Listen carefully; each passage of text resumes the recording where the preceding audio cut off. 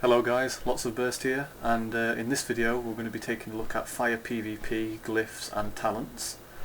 So we will head off down to the dummies to take a look. Now, the first tree is pretty useless for fire. I mean, you've got to take Scorch. If you don't take Scorch, you're missing out on everything. So if you're playing fire PvP, take Scorch. If you're playing Frost, take Presence of Mind. That's about it. I mean, Icy Flows, that's just PvE, maybe, but I don't know. I'd still take Presence of Mind, so for fire, Scorch is the #1 priority. The level 30 tier depends, because now in arenas, well, not now because the season's finished, but in Pandaria, when arenas come out in season 12, you can actually see who you're fighting before the gates open, so you can change your spec round really quick and have a play with it to set it up perfect for that game. So against rogues, ferals, anything with stealth, I personally will be using Temporal Shield, because that way, if you get sapped, you can use Temporal Shield while you're sapped. So when they open, you're already absorbing the damage, because most rogues will open on you when you haven't got Icy Barrier, so against stealths as fire, you want to take Temporal Shield. For anything else, Ice Barrier. I mean, Blazing Speed, it looks good, but I just don't see the advantage of it personally. Icy Barrier for me is what I prefer to use, but the whole idea of these new talents is so you take what feels right for you. So if you like Blazing Speed, then take Blazing Speed, but personally, I find Ice Barrier is better. Now this tier, this is the most controversial tier there is. Frostjaw, if you read the tooltip, is so overpowered. It silences them and freezes them for 4 seconds in PvP. That's like, so you've got double crit chance and they cannot heal or cast against you or your team. But it's on a 1.5 second cast time if you don't have any haste. Now a 1.5 second cast silence is pretty useless. It's going to be like Unstable Affliction. Everyone is just going to be trying to silence that. You know, that'll be a focus target silence for Frostjaw, so it's going to be so hard to cast. And for that reason alone, I think Ring of Frost is better, so ignore that I've got it at the minute. 1v1, take Frostjaw. In a duel, Frostjaw is the best. But for arenas, RBGs, Ring of Frost, because it's obviously on a less cooldown now. It is like Ring of Frost is a cast time now, but you know, it's still good. I mean, it's actually better, I think, a lot better now it's on a cast time, because when you start to cast it, it appears before you finish the cast, so in arena you can actually control the enemy team without even using a cooldown.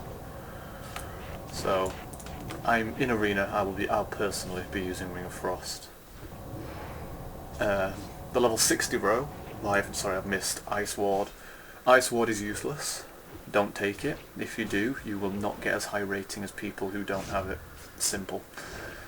Place it on a friendly target when they get hit, it Frost Novas them.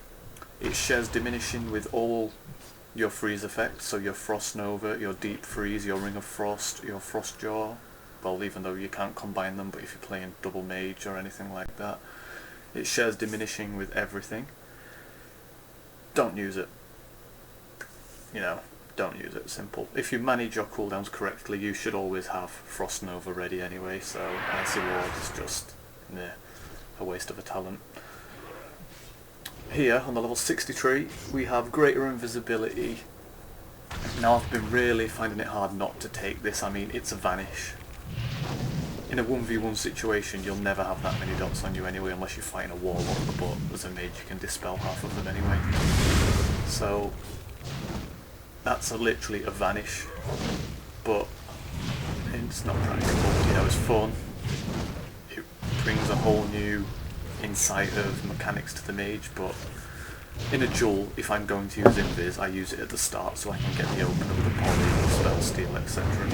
So greater invisibility isn't really practical in 1v1 for my playstyle, so I don't take it. Quarterize, same as before, except it now will not kill you. Before, if Quarterize procced and you didn't ice block, you would die. But now it brings you back to 50% health and then burns for 40%, so you'll finish off with 10% health now. So it's, you know, it's still very good. It's all setup dependent now. But obviously, if Quarterize procs, you're still pretty much guaranteed to ice block straight after, so you keep that 50% health. So I don't know. Whereas Cold Snap is why I use Cold Snap, because it heals you for 30% health and resets the cooldown on all your frost spells save before. So it's win, you know. I can ice block before you do damage to me, which is always the best option. You want to ice block to avoid damage, not to avoid death, if that makes sense. You should be ice blocking before you take the damage, so it all gets absorbed. So here Cold Snap is just amazing. You can ice block, then they'll let them hit you for a bit, then you can use Cold Snap heal and reset ice block for the next time you take damage. So that's just amazing in 1v1. Never mind. So yeah, I'm definitely going to use Cold Snap in every situation. Now here, 75, oh my god. Nether Tempest, ignore it, PvE. Living Bomb, ooh. Living Bomb and Frost Bomb are both very good. I personally prefer Frost Bomb because it applies a slow, which is, as a mage, you want to slow the enemy just so you can kite forever. So I personally use Frost Bomb because Frost Bomb also applies Pyromaniac to the target. It's another debuff which increases your damage by 10% against them. It increases Fireball, Pyroblast, Inferno Blast, Flame Strike, everything. Increases all your fire spells damage by 10%. So personally I use Frost Bomb. Living Bomb is good, however it doesn't stack with Combustion anymore, so it's one less point towards Living Bomb, if you know what I mean. And also it's just a dot. Mages aren't that amazing with AoE anymore. Well, Fire Mages aren't. Fire Mage now is so heavy single target, it is unreal. I mean, you've still got good AoE if you spread Combustion, but Combustion got nerfed a lot, so now it's more of a, it gives instant damage and then a lesser dot over time. So I take Frost Bomb. Living Bomb I think I will still take in arenas if we're playing a double stealth team. If we're fighting against a double stealth team, just to keep them out of stealth. And yeah, the level 90 tree, I've tested this on the beta, so don't panic, I do know what I'm talking about, I have tested this. Rune of Power, PvE, it is useless in PvP. Rune of Power requires you to stand still on top of the location, but PvP as a mage you cannot stand still, so don't take it. Invocation, oh, it's so hard not to pick this.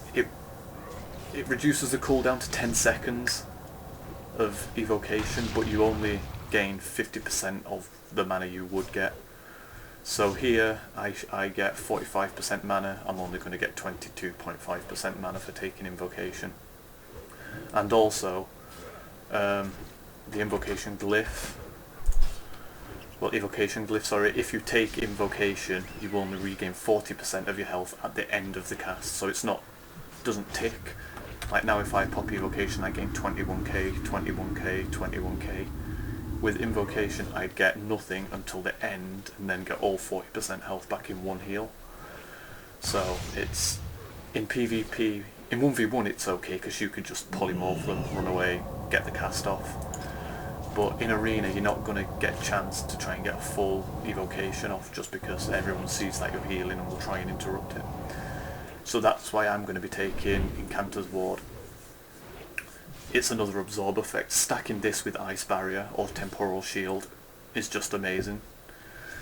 It obviously absorbs damage and then heal you. I'm sorry, not heal you, well, that's a different spell completely. It absorbs damage but then gives you the mana back. It's taken from you, so it's good, you know, mana's mana at the end of the day, and you cannot run out of mana with this. You just do not run out of mana. I think Blizzard have kind of fucked up with this spell, so it might get nerfed, but not for a long time. Not until Mr. Pandaria is out anyway. If you take Incanter's Ward, you get a passive ability which increases damage by 6%. When it's on cooldown though, you lose that effect until it comes back, so that's fine. And you've got a constant mana regen of 65% more. That's what I mean, you cannot go out of mana if you take this. So Incanter's Ward is what I'm taking in every single fight, apart from 1v1.